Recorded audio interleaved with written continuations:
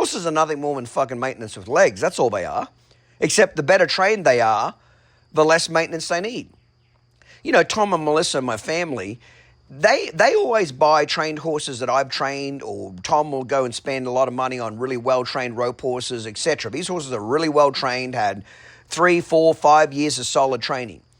They'll go on vacation all the time for 2 weeks and come back and get right back on that horse and go about their business. And they're always inviting me to go places with them, and I say, oh, I'd love to, guys, but I got to stay home and ride. And one day I looked at Tom and I said, Tom, I'm riding 2-year-olds and 3-year-olds. If I give them a week or two off, that's a lot. When I come back, they're not riding very good. It's shitty. I got to go compete in front of the world's best horse trainers. You know, you can cheat when they get like 4, 5, and 6. When you put 2 years of solid training into them and you take a week or two off, you don't lose any ground. I could give Prada a month off and fucking she rode like $1 million. In fact, Mindy, when I showed Mindy as a 3-year-old, she had roughly 18 months of training when I showed her as a 3-year-old in Australia.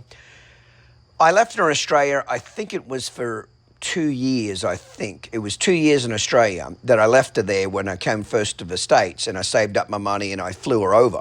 When I flew that mare over, she hadn't been ridden in 2 years. When I got on her, she rode literally within 98% of good as she did the day I got off her in Sydney, Australia at the Braden Futurity. And she hadn't been ridden in 2 years. Okay?